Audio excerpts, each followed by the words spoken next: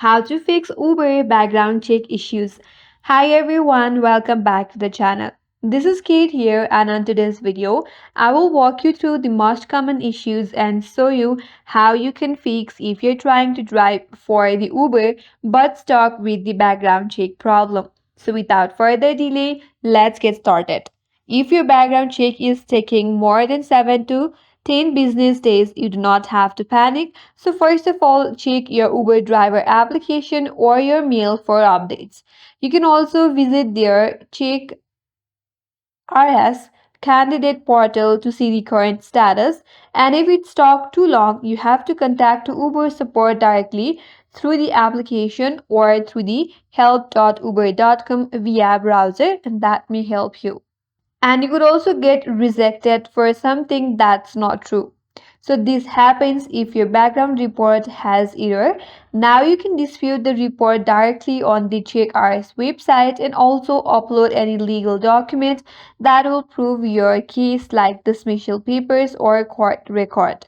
Uber cannot help until the background check provider fixes it.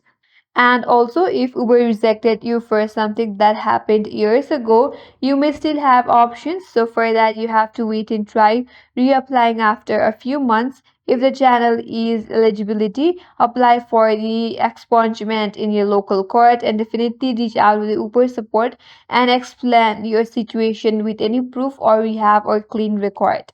And if that still does not help you, maybe your background check never started because you did not give consent. Log in into your Uber account or email and check for any pending tasks in your notifications. Then you have to complete the form and resubmit if needed. And if the Uber driver says or Uber driver app says it needs attention or check your status, that means that you have to make sure that your license ID and insurance are valid and uploaded. And also you can try to refresh the application or reinstalling it, and that may help you fix your problem. That's it. I hope this video helped you solve your Uber background check issues. If it did, give this video a like and subscribe for more tutorials.